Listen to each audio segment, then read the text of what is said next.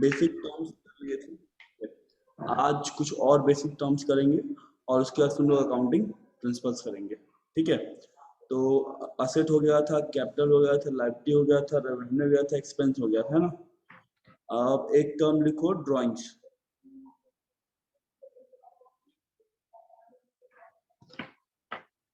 Drawings, एक minute Jitendra sir.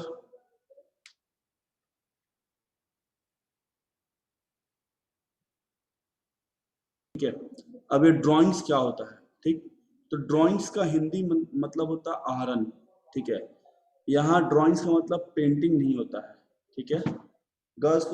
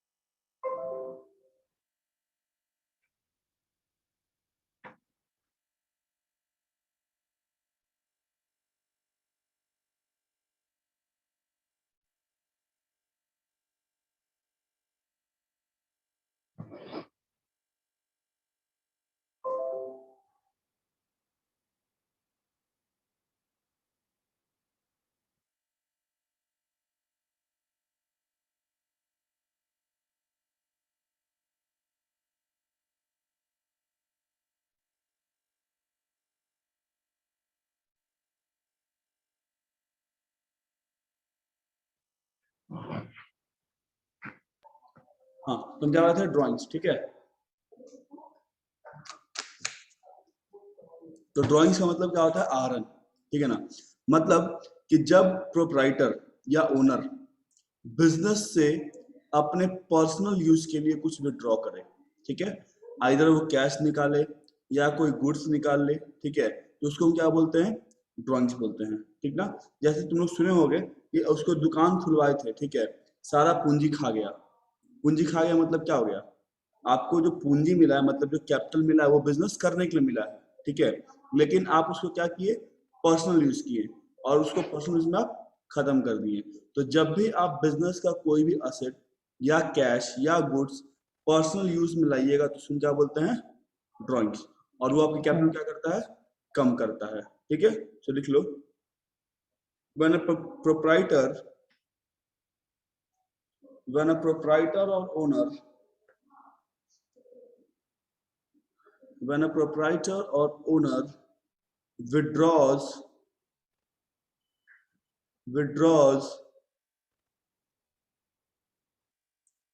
anything from the business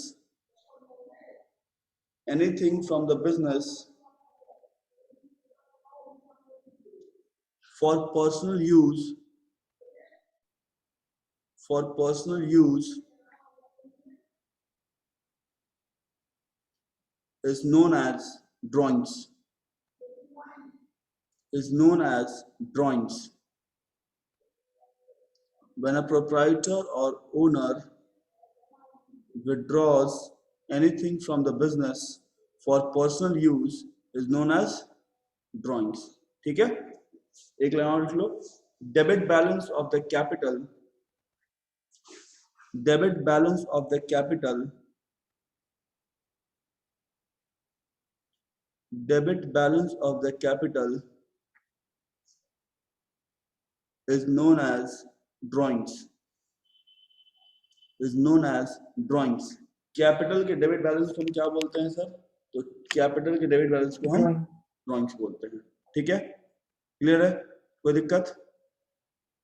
no sir. ठीक है, चलो, लॉस बता दिए थे, एक्सपेंस बता दिए थे, इनकम हो गया था, रेवेन्यू भी हो गया था, यस सर, एक्सपेंस और लॉस बता दिए थे। यस हो गया, लॉस हो गया था। असेट्स भी हो गया था, यस सर। लायबिलिटी हो गया था। सर एसेट एक बार फिर से बता दीजिए।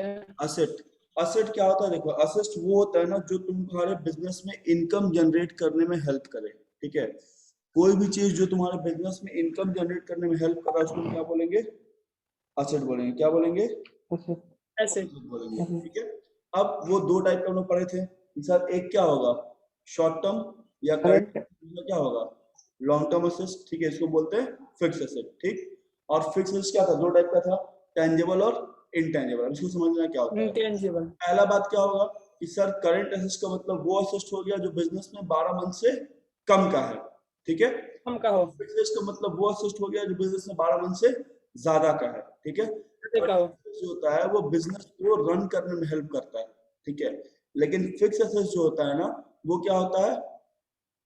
बिजनेस को ऑपरेट करने में हेल्प करता है। जैसे एग्जांपल समझना, ठीक है? मान लो ये फोन है, ठीक है? अब ये फोन, तो इस फोन को बनाने का जो प्लांट होगा, ठीक है, जो मशीन होगा वो क्या होगा? फिक्स्ड होगा, वो बार बार चेंज नहीं होता होगा। लेकिन इस फोन को बनाने के जो मटेरियल चाहिए, जो प्लास्टिक चाहिए, जो ग्लास चाहिए, ठीक है, और भी जो किट वगैरह चाहिए, वो सब क्या हो गया? करंट असेट्स, क्योंकि हमको वो हर साल जितना परसेंट हमको लगेगा लगेगा लगेगा ही लगेगा, ठीक है? मॉडिफाई होता रहता है जो प्लांट वो सब इसको असेंबल करके एक फोन बना रहा है, क्या वो प्लांट हम हर साल खरीदेंगे?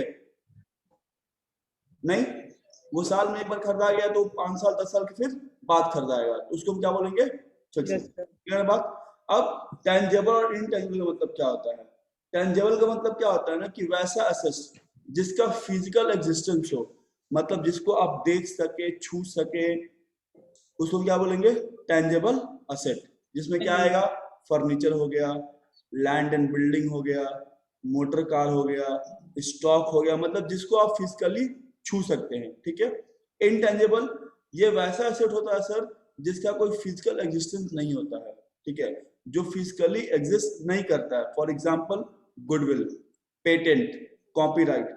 इफ यू जो लोग गाना सुनता होगा, if you listen the songs, तो आता होगा कॉपीराइट, ऐसे सी लिखा रहता है, टी सीरीज म्यूजिक लिखा रहता है ना, yes जब sir, बुक पढ़ोगे तो आगे लिखा रहेगा कॉपीराइट और ऑथर yes, का sir. नाम या पब्लिकेशन का नाम। इसका मतलब क्या होता है कि वो बुक या वो गाना उनके परमिशन के बिना कोई और बेच नहीं सकता, कोई और उसको कॉपी नहीं कर सकता है, ठीक है? तो उसको क्या उनके लिए नहीं असेट, कर सकता है और वो बुक प्रिंट करना, if anyone else want to print that book, then you need to take permission from that particular author या publication। उस ऑथर से या उस पब्लिशर से उसको परमिशन लेना पड़ेगा, ठीक है, तभी वो बुक प्रिंट कर सकते हैं, ठीक? तो इसको बोलते हैं हम लोग इनटेंजिबल एसेट्स। उसमें क्या आएगा? कॉपीराइट, ट्रेडमार्क, गुडविल, पेटेंट्स, ठीक है? कोई दिक्कत? no sir, क्लियर है बात? नो सर अब क्लियर हो गया? यस चलिए, सर अब हेडिंग दे दीजिए accounting principles. Accounting principles.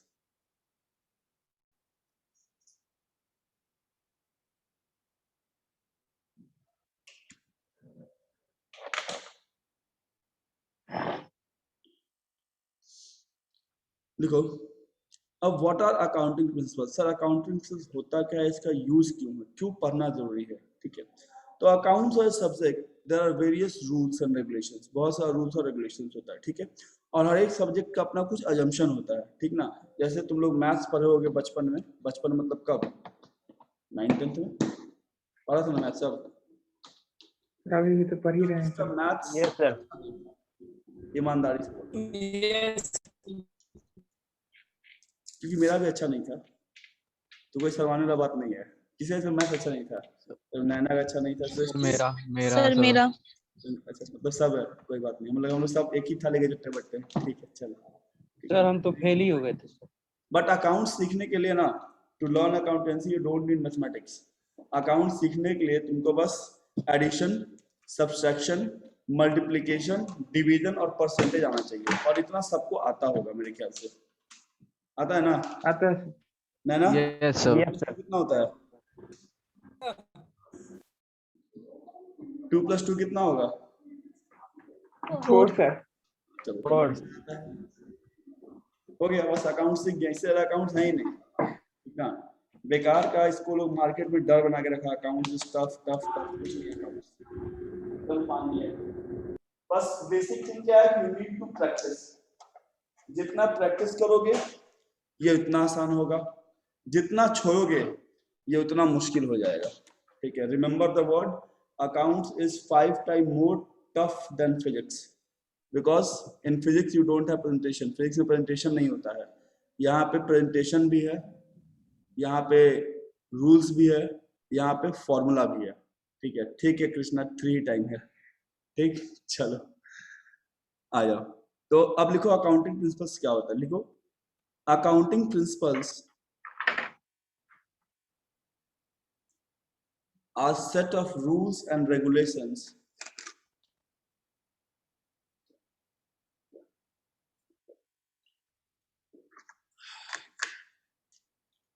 accounting principles are set of rules and regulation that are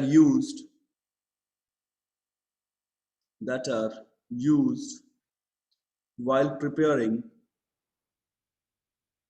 books of accounts,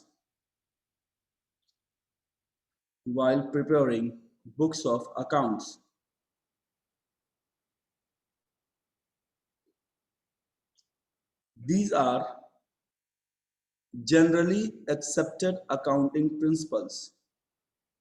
These are generally accepted accounting principles. In bracket GAAP.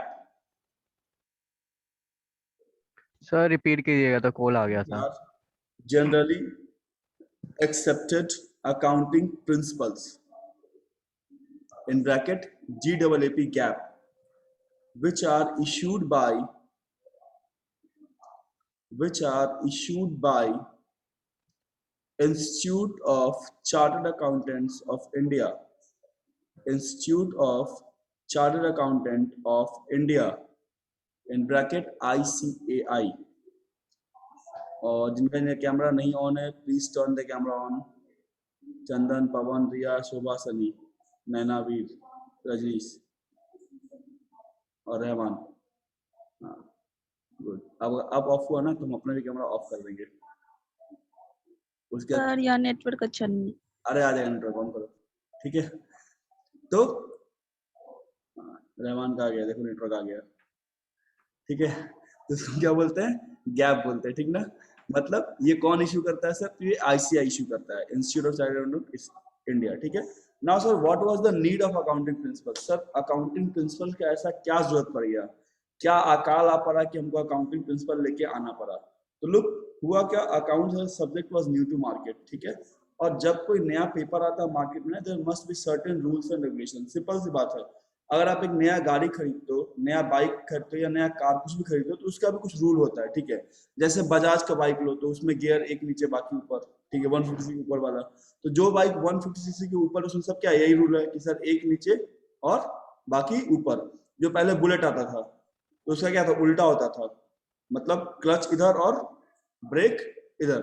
तो मतलब किसी भी चीज को पढ़ने के लिए या करने के लिए आपको उसका रूल पता होना चाहिए, ठीक है। तो वैसे ही जब अकाउंट्स आया तो एवरीवन वाज लाइक यार इसको हम बनाएंगे कैसे, how will we able to make the accounts, कैसे बनाएंगे, कुछ नियम होना चाहिए, किसको कब डेबिट करना है, किसको कब क्रेडिट करना है। तो for that purpose accounting principles लाया गया और कहा गया कि जो लोग भी बुक्स ऑफ अकाउंट बनाएंगे they have to follow this principles so that there must be some uniformity in the books of accounts. मतलब हम जो बुक्स ऑफ अकाउंट बनाए, नैना जो बनाए, अंकित जो बनाए, रहमान जो बनाए, सब में कॉमन बातें हों, ठीक है। कॉमन बातें मतलब क्या, कि अगर हम असेट को डेबिट कर रहे हैं तो नैना भी डेबिट कर रही है, अंकित भी क्या कर रहा है, डेबिट कर रहा है, रहमान भी क्या कर रहा है, डेबिट कर रहा है, ठीक है। लायबिलिटी को क्रेडिट होना है तो सबको इसको क्रेडिट करेगा। बात समझ में आ रहा है। तो ये रूल्स इसी लाया गया ताकि अकाउंट जब बने तो उसमें सिमिलैरिटी रहे। अब दूसरा मुद्दा ये होता है कि sir why do you prepare the books of account, हम बुक्स ऑफ अकाउंट प्रिपेयर क्यों करते हैं। तो books of account is prepared for the stake holders. Stake holder का माने क्या होता है, share holder plus all those person who have any type of interest in the company or the business। अगर कंपनी कोई क्रेडिटर है, कोई debtor है, उसको क्या बोलेंगे, स्टेक होल्डर। शेयर होल्डर में क्या होता है, सिर्फ शेयर होल्डर आता है, ठीक है। बट स्टेक होल्डर में सब कोई आ जाता है, इवन शेयर होल्डर भी आएगा, उसमें तुम्हारा डेटर भी आएगा, उसमें तुम्हारा क्रेडिटर भी आएगा, इन्वेस्टर भी आएगा, डिवेंचर होल्डर भी आएगा, सारे आ जाते हैं उसमें, ठीक है। इसलिए स्टेक होल्डर। तो अब जब कंपनी अपना या कोई भी बिजनेस बुक्स ऑफ अकाउंट बनाती है तो बेसिक बनाने का पर्पस क्या है सर, पहला पर्पस तो ये है कि बिजनेस से हमको फायदा और नुकसान उसको हम जान सके, to know the profit and loss of the business, ठीक है।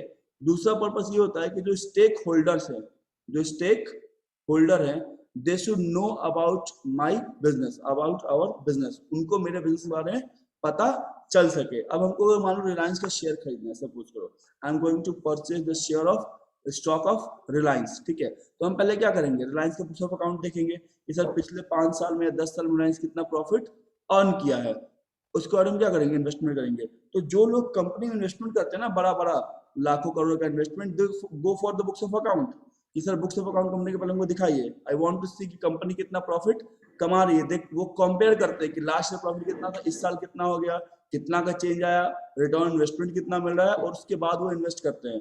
तो for all these purpose books of accounts को प्रिपेयर किया जाता है। तो बहुत इंपॉर्टेंट है, it is very important necessary that books of account should give you a true and fair view, ठीक है, सही सही और सच बात को बताए बुक्स ऑफ अकाउंट, क्योंकि उसके बेसिस पे you are going to get investment in your business. आपको लोन मिलेगा बैंक से, आपको जो लोन पास होगा उसको वो भी क्या मांगता है, ऑडिटेड बुक्स ऑफ अकाउंट मांगता है, ठीक है। So right in a point to give true and fair view, to give true and fair view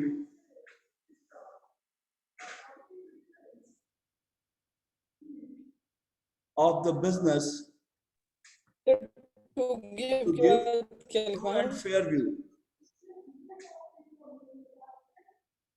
true and fair view of the business, books of accounts are prepared,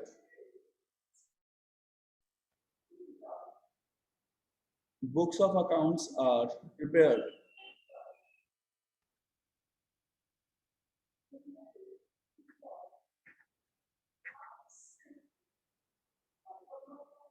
ठीक है, and accounting principle brings uniformity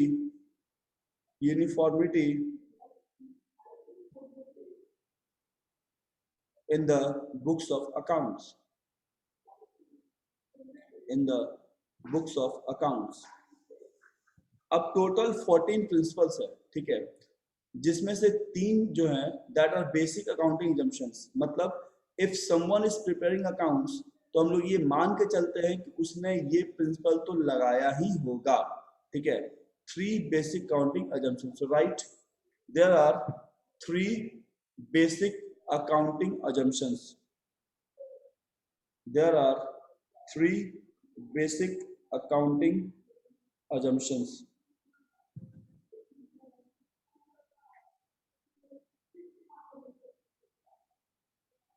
there are 3 basic accounting assumptions। Number 1 going concern, number 2 consistency, and number 3 accrual। going concern, repeat कीजिए एक बार। कर रहे going concern, accrual और consistency। going concern,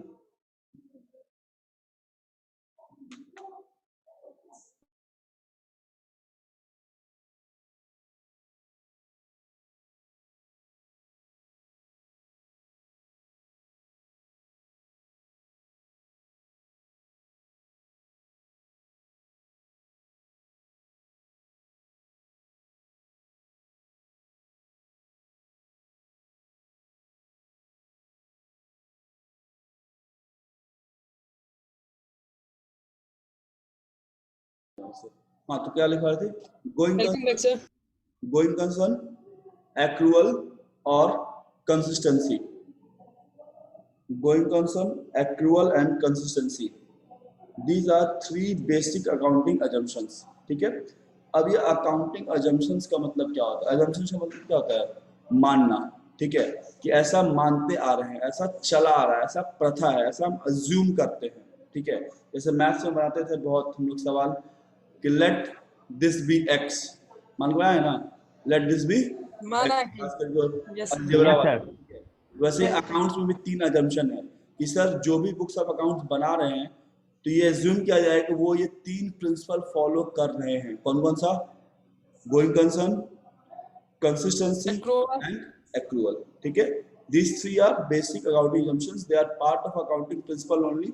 ये accounting principles में ही पार्ट है, बट प्रिंसिपल्स में क्या है?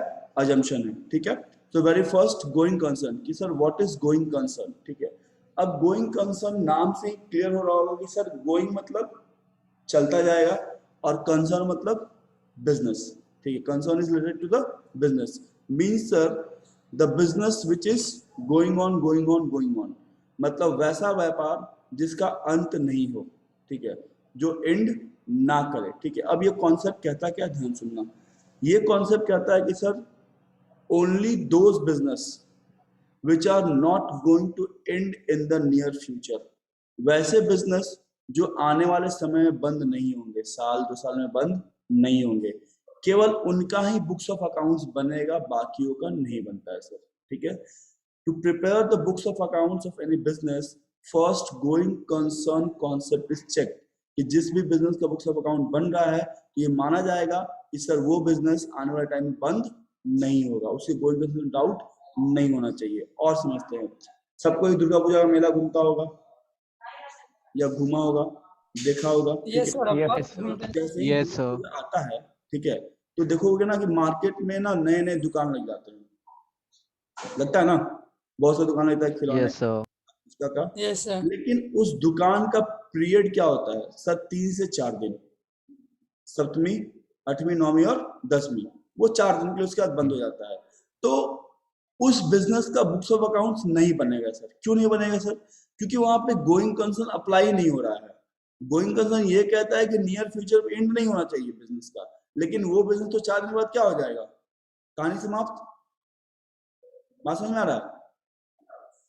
ठीक है, तो वैसे बिजनेस का बुक्स ऑफ अकाउंट नहीं बनाते हैं सर।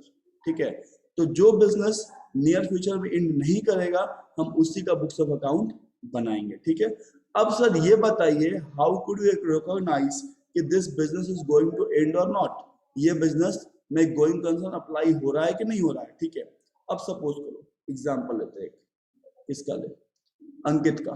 ठीक है, अंकित एक बिजनेस किया। ठीक है, क्या चीज बिजनेस किया? चलो, अंकित स्टेशनरी का दुकान खोला, ज्ञान गंगा टाइप। सर वो चाय का किया था। क्या? इससे पहले मैम मुझसे चाय का बिजनेस करवाई थी। अच्छा, ठीक है, कोई बात नहीं। तो हम उससे स्टेशनरी कराते हैं, सिंचाई बोले तो इरिगेशन। अंकित जो है वो स्टेशनरी का दुकान खोला, अच्छा खासा दुकान खोला। ठीक है, दुकान चल रहा है, अंकित का कमाई भी हो रहा है। ठीक है, और अंकित को पूरा अच्छा खासा कमाई हो रहा है। तो अंकित बोला, सर ऐसा है कि बिजनेस तो चल गया है, but I need to prepare my books of account. बोले ठीक है, चलो हम फीस लेंगे, लेकिन बुक्स ऑफ अकाउंट बना देंगे, तुम्हारा जो भी ट्रेडिंग पीएल बैलेंस शीट है बन जाएगा, लोन पास हो जाएगा। हम आएंगे तो दुकान में, देखिए अंकित पूरा इसी से लगाए हुए, एकदम पूरा पैसा आ रहा है। मुझे वाह, अच्छा बात है, लगता है धंधा खूब चल रहा है। ठीक है, अब हम क्या किए, पहले चेक करना स्टार्ट किए, चलो को बुक्स ऑफ अकाउंट बनाना है तो कुछ कुछ डॉक्यूमेंट चाहिए वगैरह वगैरह। तो जब हम प्रोसेस में गए बुक्स ऑफ अकाउंट बनाए के चेक करने में, तो हम क्या देख रहे हैं कि अंकित जो है ना, वो पैसा जो अर्न कर रहा है, is earning the money by selling his fix asset. Ankit अपने फिक्स असेट को बेच बेच के पैसा अर्न कर रहा है।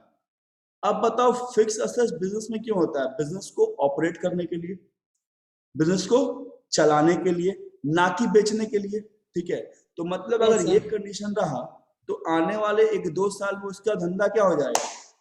ठप। क्योंकि जब आपका फिक्स असेट आपके पास नहीं बचेगा तो how could you run the business? ठीक है, तो हम अंकित बोले कि Ankit, your books of account can not be prepared. Ankit बोला, वाई सर, क्यों ऐसा? हम तो अच्छा कमा रहे हैं। हम बोले, तुम कमा नहीं रहे हो, तुम गंवा रहे हो। ठीक है, तुम अपना असेट बेच रहे हो, फिक्स असेट बेच रहे हो, उससे तुमको पैसा आ रहा है। It means you are not able to generate the revenue, तुमको इनकम जनरेट नहीं हो रहा है, और तुम अपना असेट बेच बेच के क्या कर रहे हो? अर्निंग कर रहे हो। तो इस केस में क्या होगा, एक टाइम ऐसा आएगा कि आपका पूरा असेट क्या हो जाएगा? खत्म, और आप फिर बिजनेस नहीं कर पाओगे। ठीक है, मतलब पहला कंडीशन क्या हुआ कि अगर कोई अपना business, if any business is continuously selling of its fix asset, अगर कोई भी बिजनेस अपना फिक्स असेट बेच रहा है कंटिन्यूअस टाइम पे, इट मींस वहां पे गोइंग कंसर्न अप्लाई नहीं होगा। वो बिजनेस कभी भी बंद हो सकता है, ठीक है। दूसरा रीजन क्या होगा? दूसरा रीजन ये हो सकता है कि if the business is incurring loss from a period of time, अगर किसी बिजनेस में लगातार नुकसान हो रहा है, 5 साल से 6 साल से नुकसान होते जा रहा है, ठीक है, वो अपना बीईपी भी नहीं मीट कर पा रहा है, ब्रेक इवन पॉइंट भी मीट नहीं कर पा रहा है, तो हम क्या कहेंगे? वहां भी गोइंग कंसर्न अप्लाई नहीं होगा, वो बिजनेस कभी बंद हो सकता है। क्लियर सबको बात? Is it clear to everyone? चलिए यस सर। गोइंग कंसर्न लिखो। This concept assumes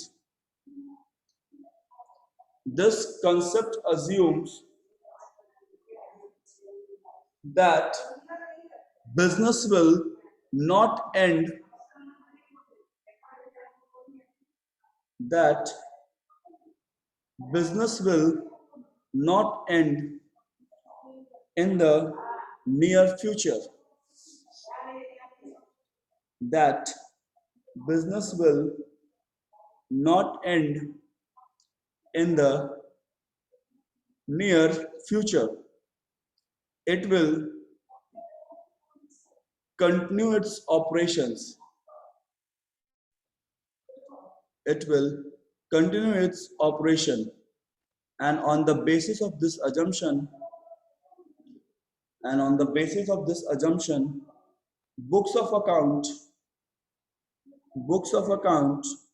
of any business is prepared.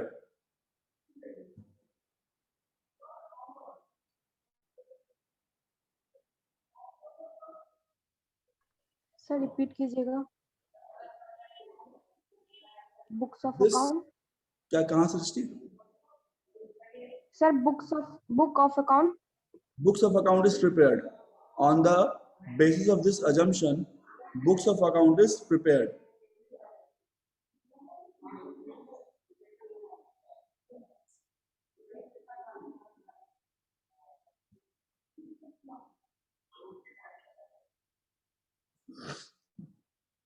Done? Yes sir. Yes sir. Yes sir. चलिए नेक्स्ट क्या है? नेक्स्ट बताओ। एक्रूअल है? कंसिस्टेंसी। कंसिस्टेंसी, ठीक है। तो लिखिए कंसिस्टेंसी, लिखो ना। What is consistency? ठीक है। अब कंसिस्टेंसी का मतलब क्या होता है फिर? ठीक है ना। कंसिस्टेंसी का मतलब होता है कि sir there are numbers of accounting principles and rules in accounting. Accounting में क्या है सर? बहुत सारे रूल्स और प्रिंसिपल है, but if you are following a certain rule, आप उसको फॉलो करिए, ठीक है। आप उस रूल को लेकर कंसिस्टेंट रहिए। मतलब ये नहीं सर कि अभी 6 महीना कुछ और, फिर नेक्स्ट 6 मंथ कुछ और, फिर अगले साल हम कुछ और करेंगे। इससे क्या होगा कि अल्टीमेटली आपका जब बुक्स ऑफ अकाउंट प्रिपेयर होगा ना, तो आप उसको कंपेयर नहीं कर पाओगे, because at every span of time you are changing your accounting principles. आप हर स्पैन ऑफ टाइम में अपना प्रिंसिपल और रूल्स चेंज कर रहे हैं, ठीक है। कभी you are using this method, sometime using that method, कभी इससे वैल्यूएशन कर रहे हैं, कभी उससे वैल्यूएशन कर रहे हैं। तो आपके अकाउंट में क्या रहेगा? कंसिस्टेंसी नहीं रहेगा। तो आप एक इंटरप्रिटेशन नहीं कर पाओगे। इंटरप्रिटेशन कब होगा? जब सेम ईयर का जो सब ईयर का जो डेटा है वो सेम पैरामीटर पे कैलकुलेट हुआ हो, ठीक है, सेम पैरामीटर पे क्या हुआ हो? रिकॉर्ड हुआ हो, ठीक है। तब उसको क्या कर सकेंगे? कंपेयर कर सकेंगे। तो अगर कंसिस्टेंट नहीं है तो फिर बुक्स ऑफ अकाउंट्स में क्या आएगा? ये कंपेरेबिलिटी नहीं आएगा। तो क्या से इसका मतलब ये है कि हम कभी प्रिंसिपल्स चेंज नहीं कर सकते हैं, रूल्स चेंज नहीं कर सकते हैं?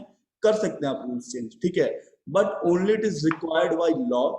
जब लॉ के द्वारा रिक्वायर्ड हो तो, या उस चेंज से आपका प्रेजेंटेशन और बेटर हो सकता है, ठीक है, तो आप चेंज कर सकते हैं। जैसे for example earlier we used to charge service tax and VAT.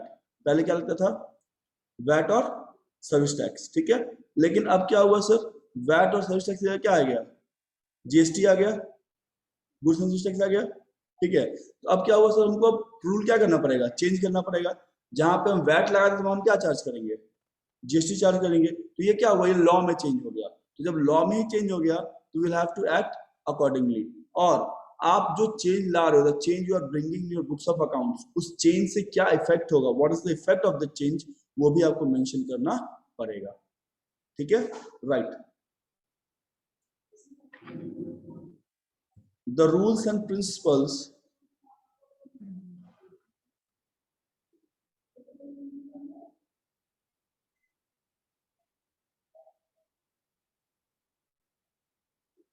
The rules and principles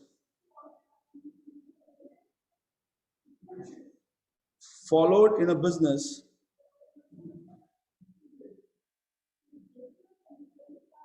must be consistent.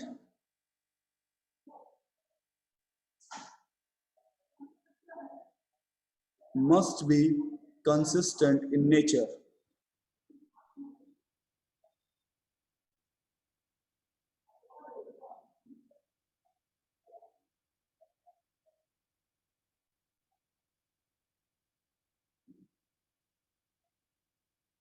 Must be consistent in nature, which means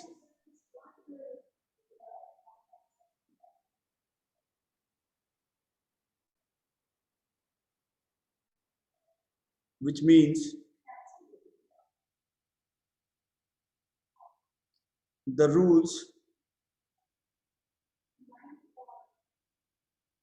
should not be changed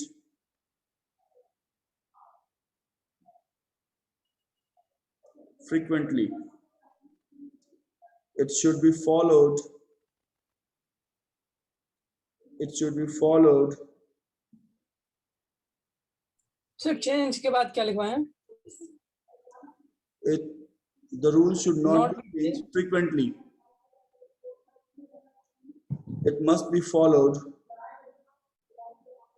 for a span of time. It must be followed for a span of time. Done?